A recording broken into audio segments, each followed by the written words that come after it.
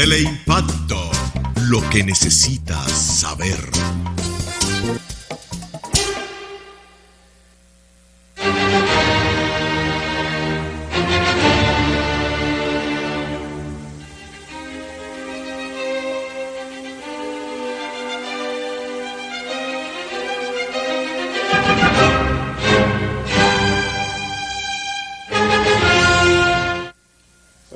En todo el territorio de la República, les habla Leopoldo Espaillat Anita y hoy Agenda Nacional sigue fuera de la línea de programas especiales dedicados al problema con el vecino Haití, el proyecto de fusión de ambos países, para concentrarnos en la conmemoración de esa fecha gloriosa, de los pocos episodios de luz de la lucha del pueblo dominicano por su soberanía.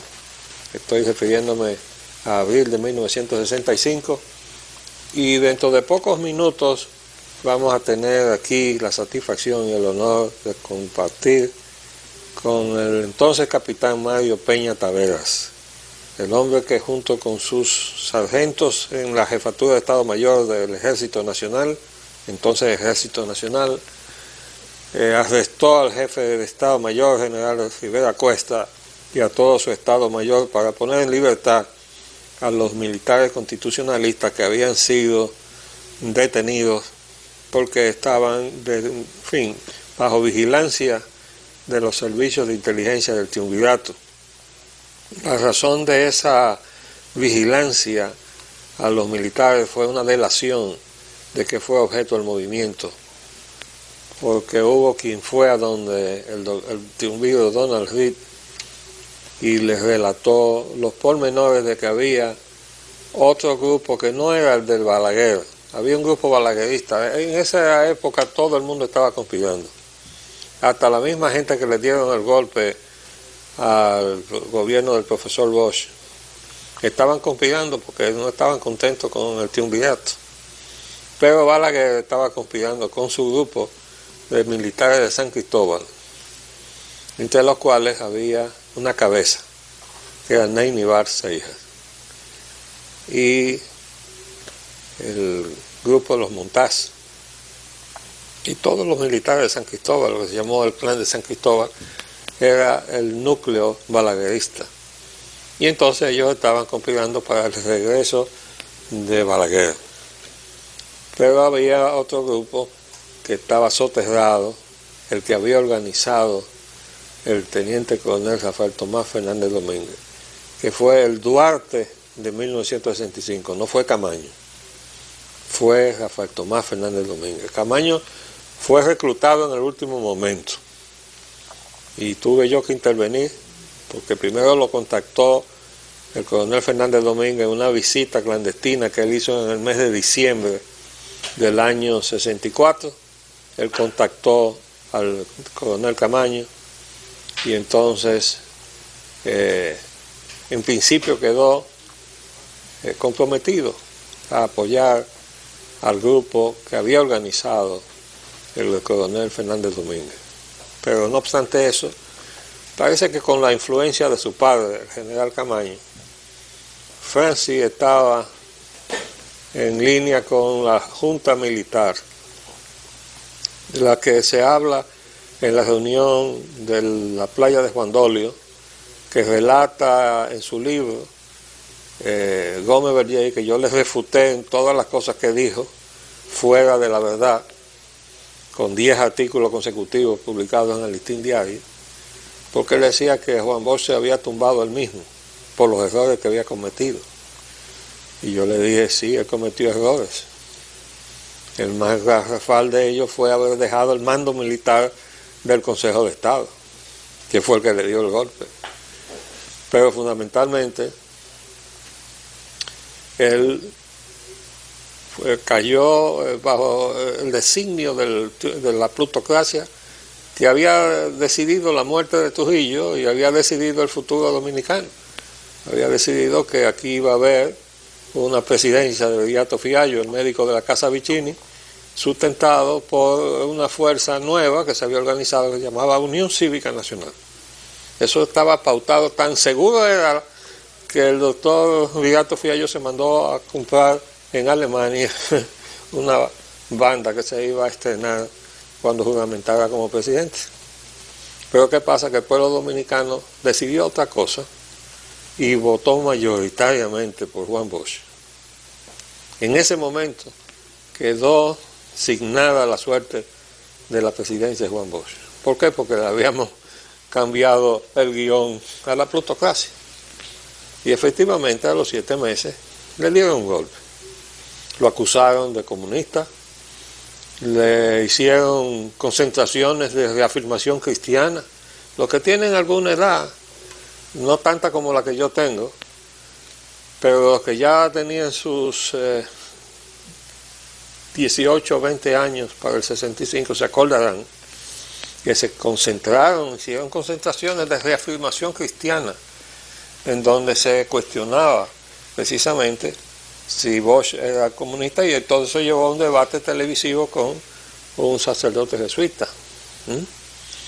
Un debate que lo ganó Bosch y le permitió entonces el acceso y el voto mayoritario del pueblo dominicano. Entonces, bueno, después del golpe, 2 años después, hay que aquí destacar que John F. Kennedy no reconoció nunca el triunvirato. Nunca. Y que el golpe de Estado fue el 25 de septiembre, a Kennedy lo mataron el 22 de noviembre, y lo primero que hizo Lyndon Baines Johnson, el sucesor, fue reconocer el triunvirato. A Kennedy lo matan el 22, el día 15 de diciembre ya estaba reconocido el triunvirato. Eso es así. Y desde luego, pues que vino todo aquello de la muerte de los muchachos del 14, con Manolo Tavares a la cabeza, que se levantaron a nombre de la vuelta a la constitucionalidad. Pero a partir de ese momento, en el mismo mes del golpe, el golpe fue septiembre, en el mes de octubre había ya preparado todo un plan para dar un golpe militar que pusiera provisionalmente en el poder al doctor Juan Casasnova Garrido, presidente del Senado, que en línea de sucesión constitucional, en ausencia del vicepresidente, le tocaba al presidente del Senado y luego al presidente de la Cámara de Diputados, que era José Rafael Molino Ureña, que fue quien presidió la constituyente. Bueno, cuando todo estaba listo para poner en el poder provisionalmente a Casasnova Garrido, bueno, pues resultó que hubo una delación. Tenemos el nombre del delator. Cayó preso en Santiago el general Santiago Rodríguez Chavarría, que estaba acompañado, por cierto, del doctor Marino Vinicio Castillo. Y ellos tuvieron que ir a la clandestinidad. Yo no sabía que había sido tan prolongada. Yo escuché el testimonio que dio por la televisión el amigo Vinicio Castillo. Dijo que tuvo 1 año en clandestinidad. En ese mes de octubre, cuando se reveló el plan, a mí me fueron a buscar a mi casa porque yo era la figura visible mientras el doctor Molino Ureña estaba en clandestinidad.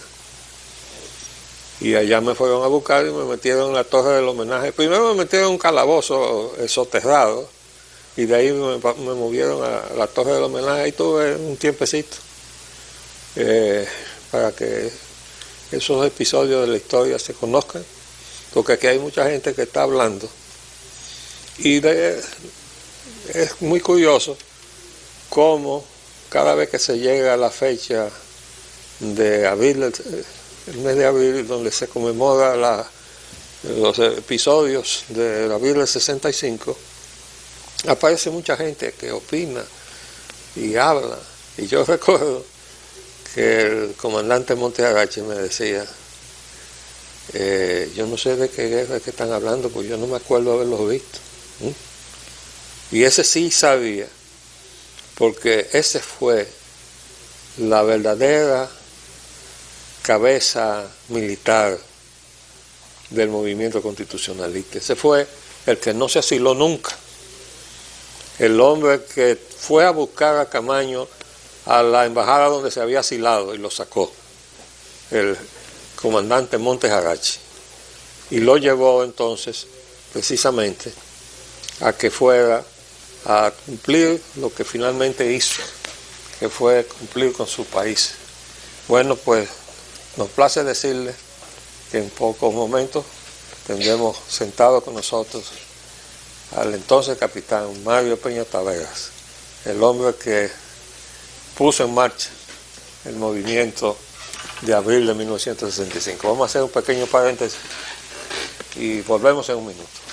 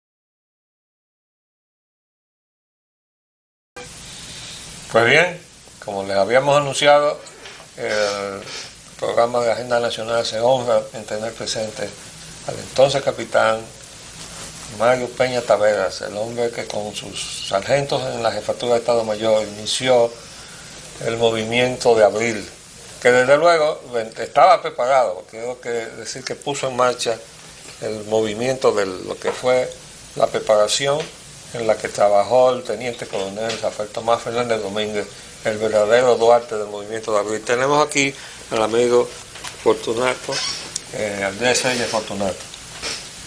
Pan Peña, mucho honor de tenerlo aquí con nosotros. De paso, lo compartimos ese honor, señor arquitecto, pero ampliamente. Muchas gracias, pero yo quisiera entonces que usted nos haga su relato de cómo comenzó la cosa ya en el campamento. Bueno, comenzando, usted sabe que nada en la vida ocurre por generación espontánea, siempre tiene que haber un antecedente.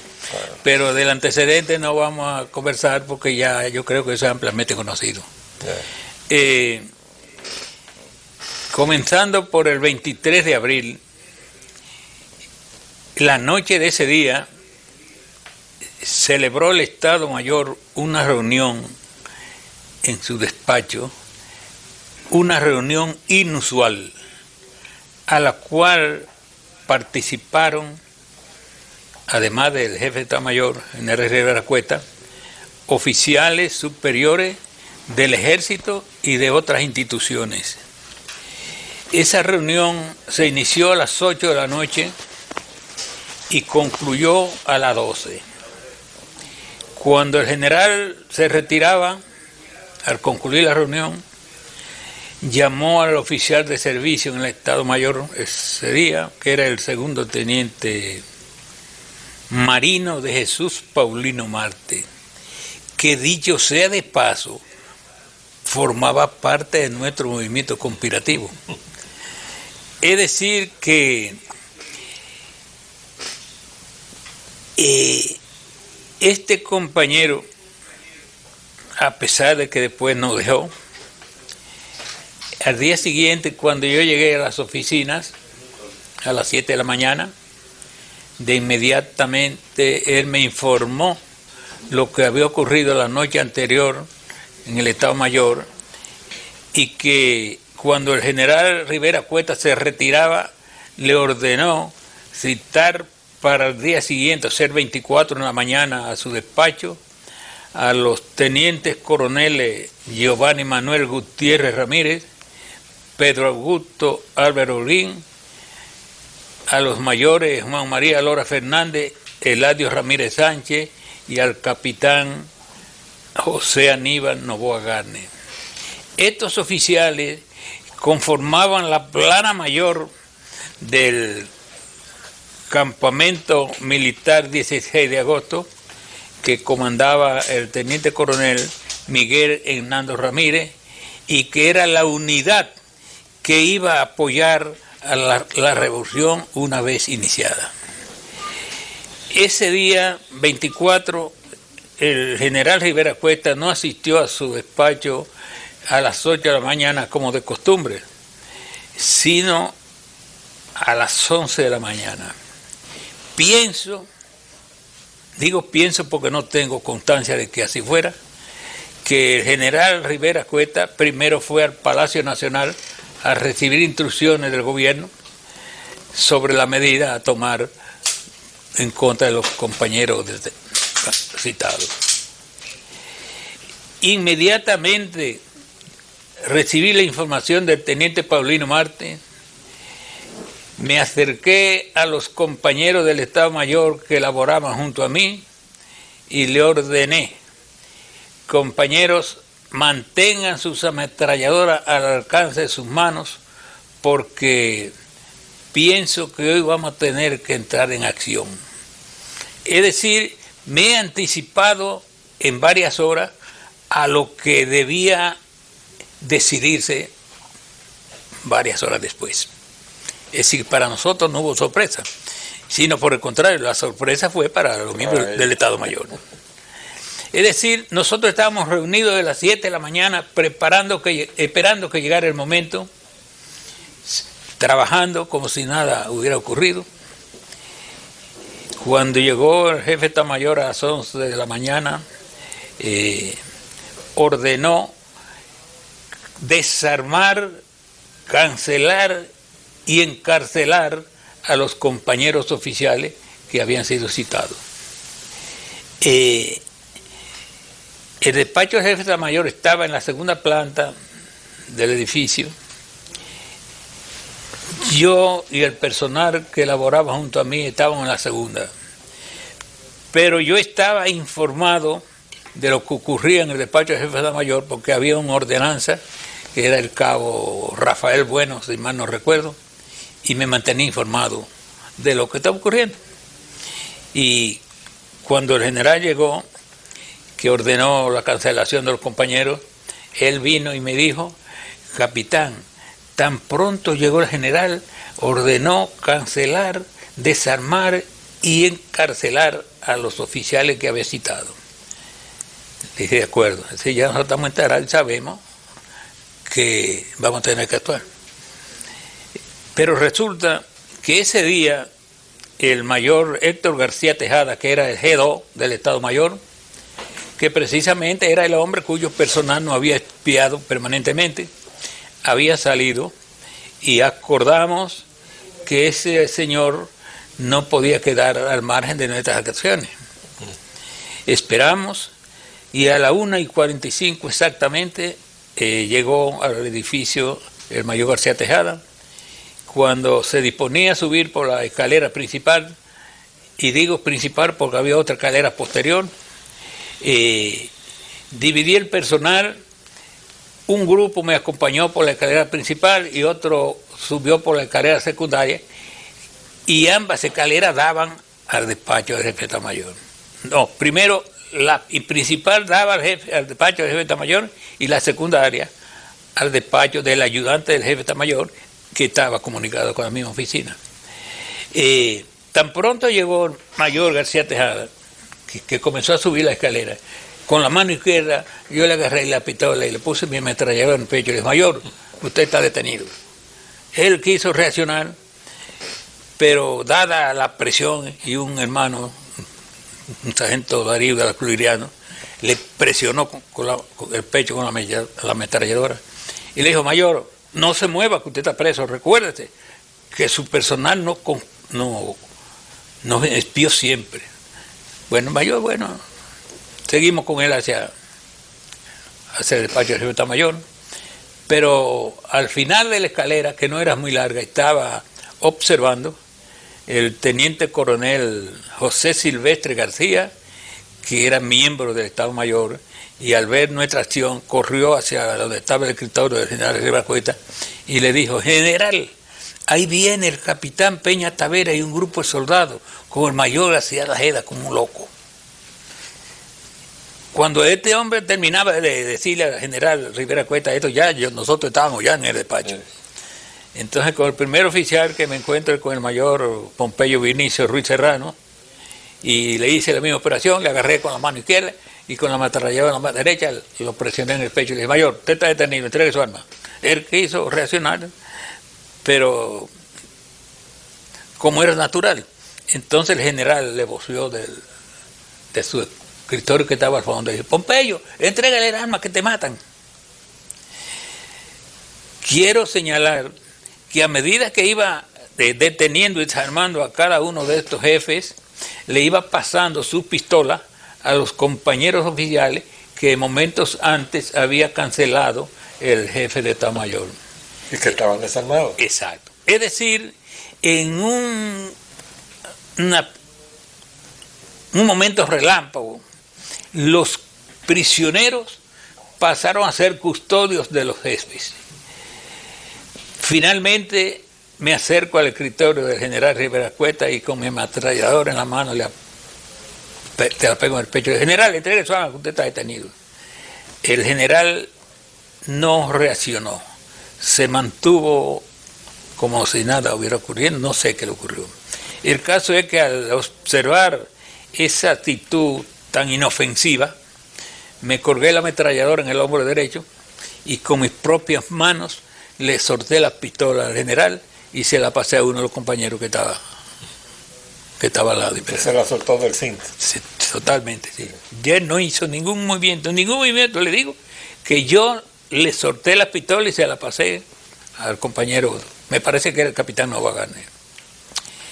Luego dejamos estos detenidos con el personal que me acompañaba y pasamos, acompañado del segundo teniente Santiago Jesús Fañas Rivas, al despacho del subjefe de Estado Mayor, que era el coronel Maximiliano Américo Ruiz Batista. Al entrar a su despacho, con la misma actitud le dije: coronel, usted está detenido, entregue su arma. Entonces él tenía la pistola en la gaveta del escritorio, fue y buscó la pistola y me dijo: aquí está mi pistola. Pues yo no voy a tirar un tiro por nadie. Entonces lo regresamos donde estaban ya los otros detenidos, y cuando voy entrando a la oficina, que era bastante amplia, escucho que el general Rivera Cueta dice desde allá del fondo: Peña Tavera, tú te has vuelto loco. En honor a la verdad, yo escuché, pero no pude responderle al general porque no tuve voz. Tuve que caminar y acercarme a su escritorio, y entonces pude decirle: general, no nos hemos vuelto locos como usted ha señalado. Nuestra idea iba mucho más lejos. Pensábamos fusilarlos a todos por los cobardes que se han comportado y por el respaldo que le han brindado al gobierno de facto de Tibirato. Cuando termino esa expresión, entonces no sé qué sucedió, pero el general sufrió una especie de desmayo. Se transformó su semblante y entró en un estado, diría yo, lamentable. No sé qué sucedió. El caso que perdió todo el sentido de razonamiento. Yo tengo una pregunta. Sí, señor.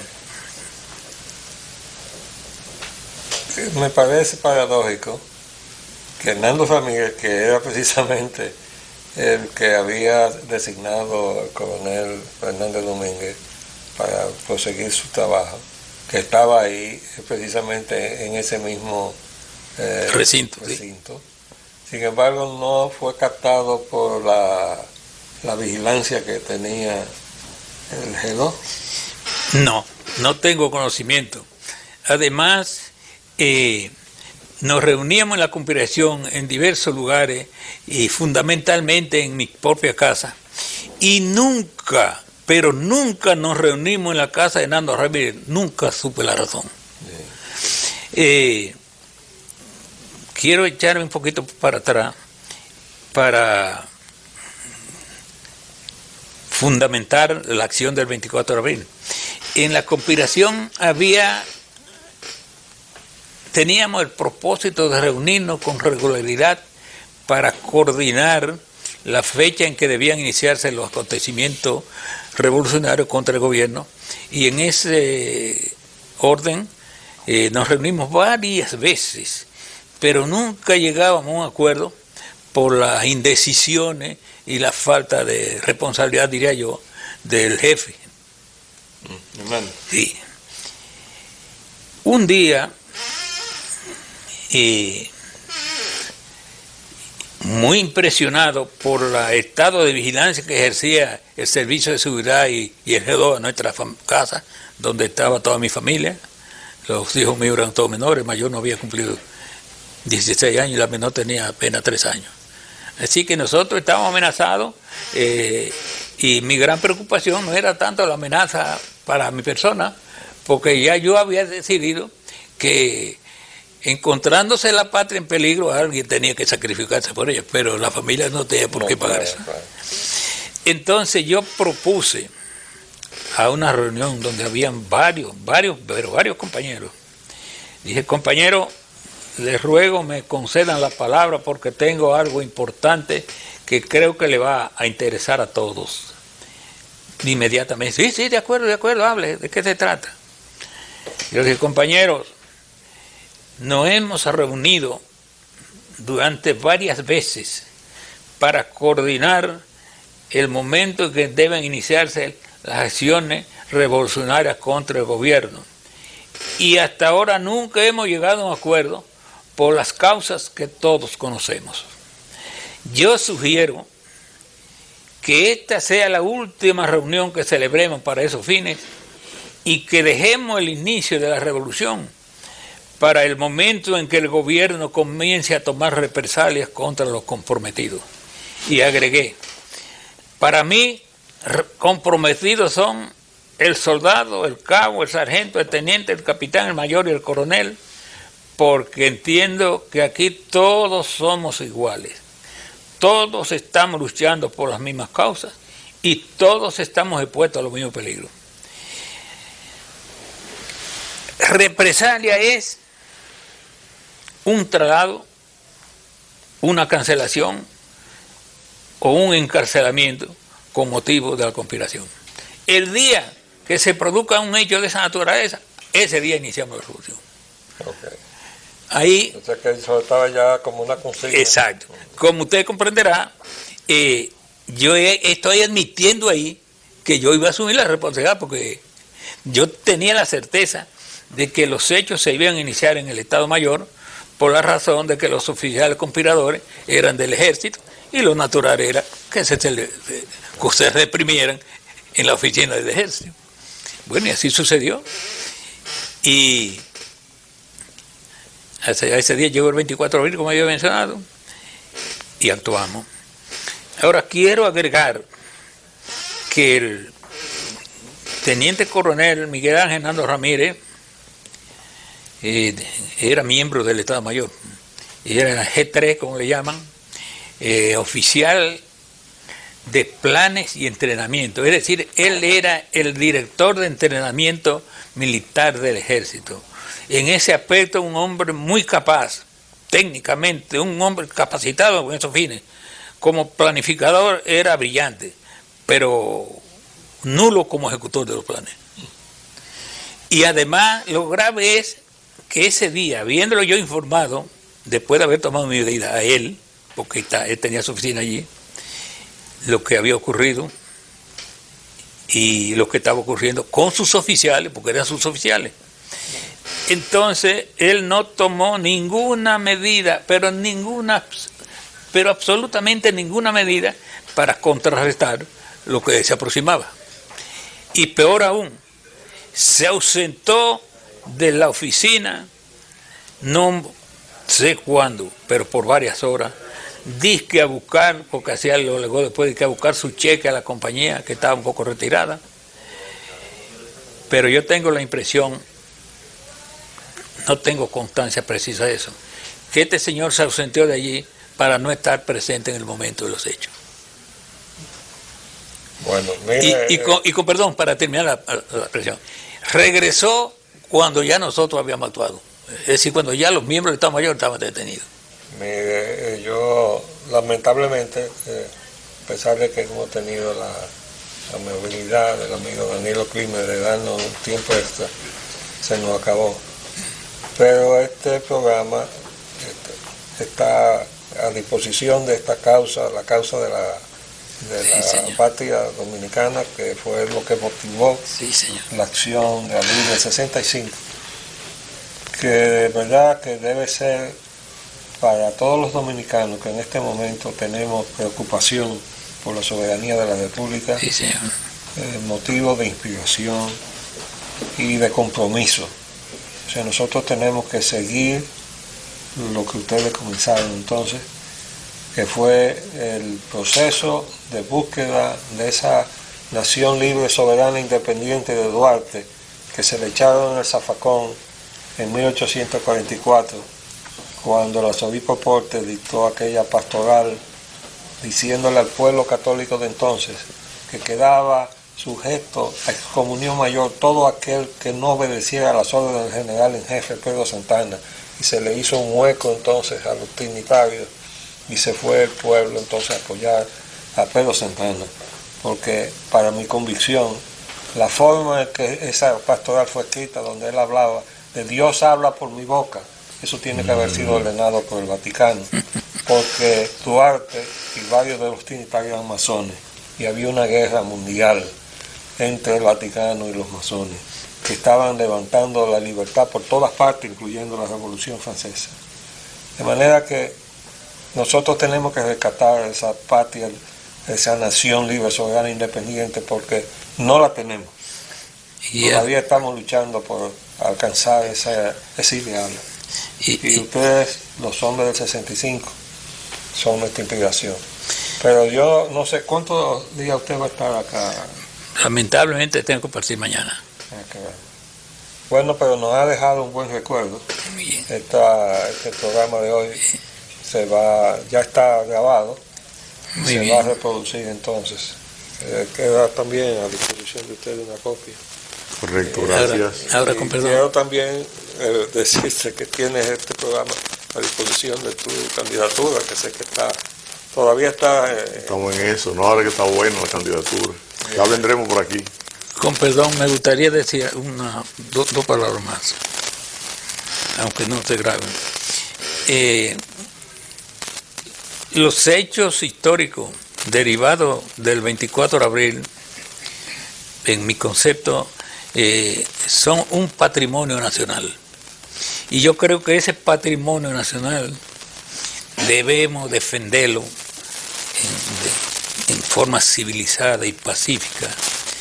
Lo que aún quedamos de aquellos hechos, y más responsabilidad aún para los jóvenes y las generaciones del presente y del futuro, porque estos hechos históricos de tanta trascendencia van a supervivir sin límite de tiempo, siglo tras siglo.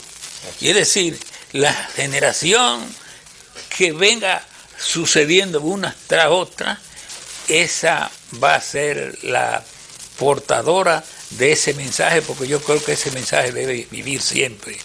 Recordemos que en el siglo XVI, Enriquillo, en el 1519 al 1533, estuvo en rebeldía en la Sierra de Bauruco luchando contra los colonialistas españoles. Yo creo que el movimiento iniciado el 24 de abril es nada más y nada menos que la continuación de aquella rebelión de Enriquillo. Y lo digo por dos razones. Por las mismas causas que luchó Enriquillo en el siglo XVI, por esas mismas causas luchamos nosotros en el 65, es decir, por la libertad y la justicia de nuestro pueblo. Y la soberanía de la nación. Gracias. Para mí, señor arquitecto, ha sido una satisfacción, me la llevaré hasta el resto de mi vida. Le digo que toda la alegría y la honra, yo pido que podamos compartirla juntos todos. Gracias. Quiero decir que vamos a tener invitado también esta semana a Lete Fernández, Viuda Fernández, que va a venir creo que el viernes. De todas maneras el jueves lo confirmamos. Gracias, les habló Leopoldo Fayana. Hasta luego. Y es que recuerdo que